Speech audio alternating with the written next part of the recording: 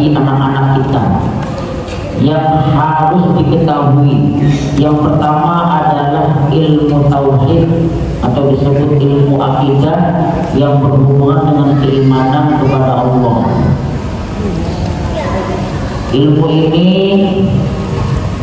Ilmu tauhid ini adalah meliputi tentang keyakinan bahwa Allah itu adalah Tuhan alam semesta yang Maha Esa, yang tidak ada yang dapat menyamainya, atau yang disebut dengan ilmu akidah, keyakinan, keimanan. Kalau kita kaum muslimin, anak-anak kita sudah dikenalkan pertama dengan ilmu tauhid, insya Allah imannya kuat, amin, akan menghadapi gelombang kehidupan yang sangat berwarna, yang sering berubah-ubah, insya Allah. Jika anak-anak kita dari awal harus dikenalkan dengan ilmu tauhid, diantaranya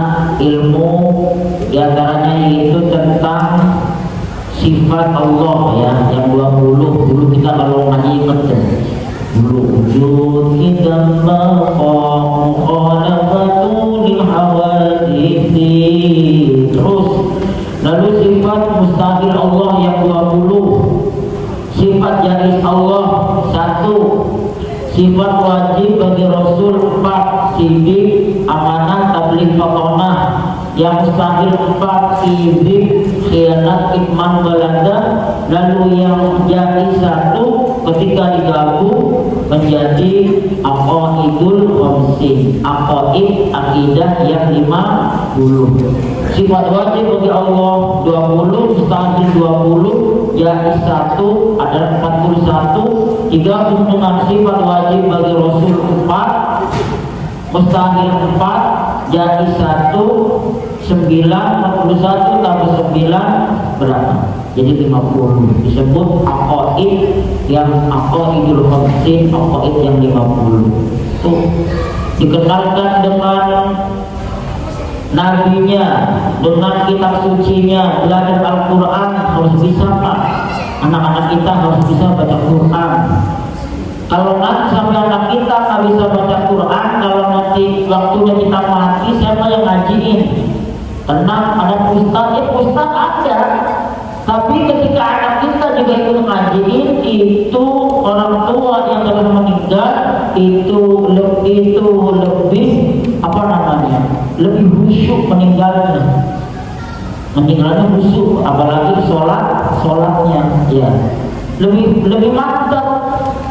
Ketika anak itu mengajikan, jangan sampai ketika orang tua meninggal yang ngajiin justru ya ustaz ada, tetangga anaknya mau sono ngopi atau merokok, ya itu ada, tapi bukan di sini Pak ya, di sini mah nggak ada, jauh sono Papua, sini mah nggak ada ya, di sini nggak ada. Kadang-kadang ada begitu, nggak bisa ngajiin, makanya anak-anak kita belajar Al-Quran, ya harus wajib juga. Jangan sampai anak kita belajar agama sepelekan, gila ngaji Quran, ngaji gurunya nggak dibayar-bayar, gila les bahasa Inggris sebulan 500.000 dijabarin.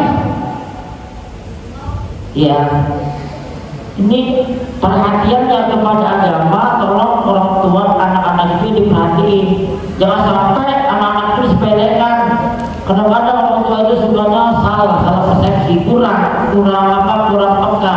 Anaknya semangat ngaji Quran sore-sore, ngaji sore atau maghrib, ma ini entah mau ngaji, mana tuntutannya?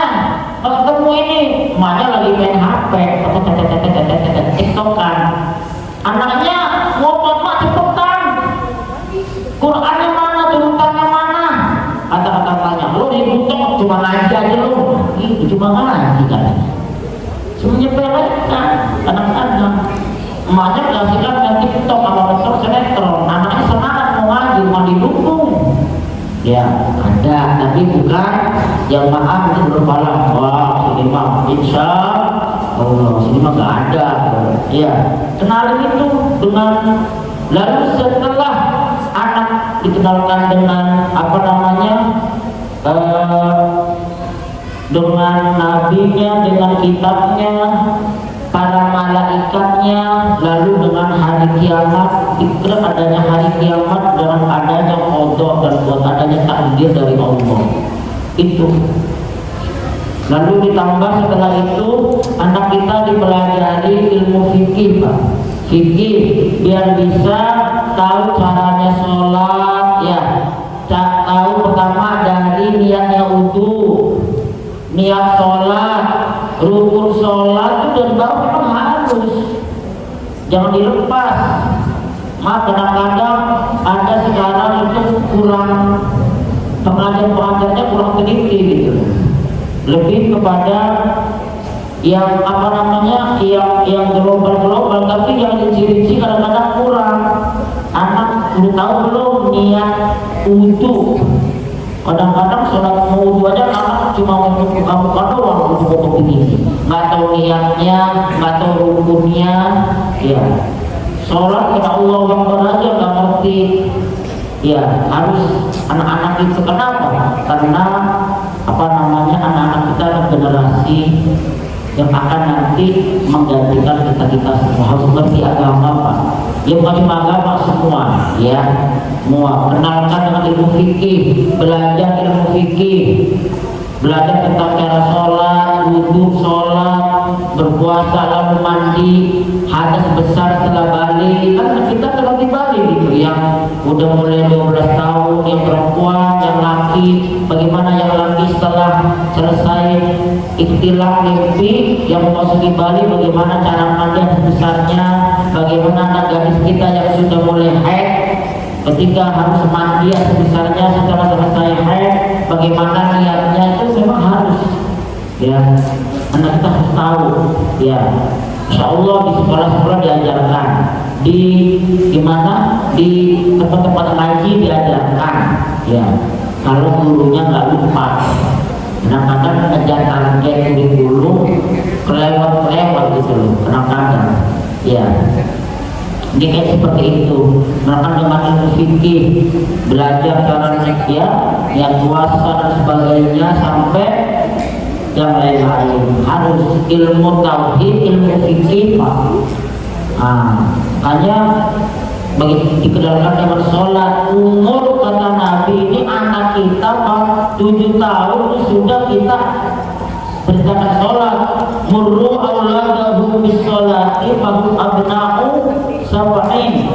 Perintahkanlah anakmu sholat ketika berumur 7 tahun, wadribuhum abna'u asyrin, dan pukullah ketika sampai umur 10 tahun. Jangan sholat, tapi pukul ini diberi hukuman Pak, ya, bukan dipukul dimati, bukan, diberi hukuman, diberi punishment, diberi apa namanya, efek jerak agar dia mau sholat. Ketika nanti sudah 10 tahun dia sholat, maka setelah masuk usia balik dia sudah terbiasa dengan sholat, ya.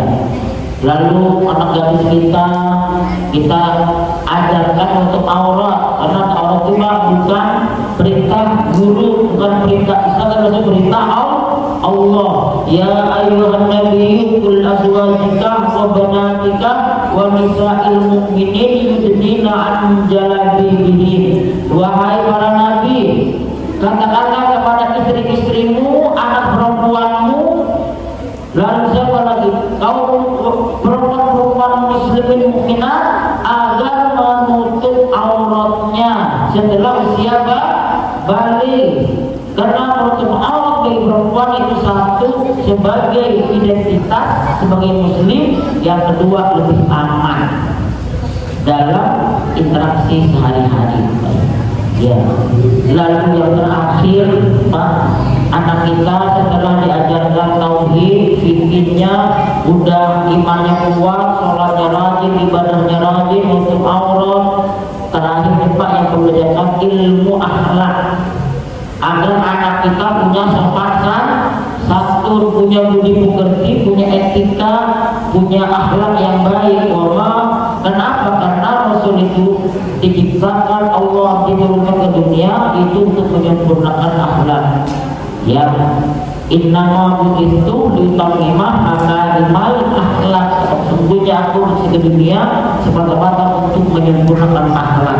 Jangan jadikan anak kita mereka pintar, mereka berprestasi, mereka mempunyai gelar tapi nggak punya akhlak. Jangan. Karena nanti kalau nggak punya akhlak, orang tua yang menghina. Ya, artinya sehingga dulu ada namanya kitab akhlakul bani, akhlak bagi anak laki-laki dan perempuan, bagaimana dia berbicara, bertutur kata, bertingkah laku, duduk ketika ada orang tua, jangan di atas atau di bawah, dulu itu pada jadi. Kalau lewat orang, di depan orang permisi. Kalau ngomong matanya jangan mendelik, nunduk dulu Pak. Anak sekarang enggak Pak. Kalau dia bilang orang tua, nek apa Pak? Itu mendelik. Kalau saya dulu Pak, saya guru agama. Ya Allah. Anak sekarang kalau ngomeli, gurunya ngomeli 3 kalimat, muridnya jawab 30 kalimat. Mau dilempar bangku anak orang. Ya. Artinya kondisi anak kita ini memang harus agak selektif, terutama di zaman sekarang yang lebih berat Pak. Saya dulu kecil itu kayak begini beratnya, sekarang banyak rintangannya, dari HP, pergaulan, maaf, yang sekarang tawuran, narkoba, Masya Allah. Kalau anak kita tadi jaga, enggak diawasi, disiplin Pak. Kalau bisa Pak jam 10 malam Pak ada rumah, jam 10 malam sudah ada di rumah, kalau bisa sampai 10 lah. Yang maaf bulan puasa kalau tapi tawuran tetap berjalan. Ya mudah-mudahan kita minta kepada Allah agar anak-anak kita semua menjadi anak-anak yang soleh dan solehah, anak yang taat kepada Allah, berbakti kepada orang tua, taat kepada agama, dan dapat menjalankan ibadahnya, pendidikannya sesuai dengan harapan kita. Amin ya rabbal alamin. Sekian, mohon maaf. Wallahul muwaffiq ila aqwamit thoriq. Wassalamualaikum warahmatullahi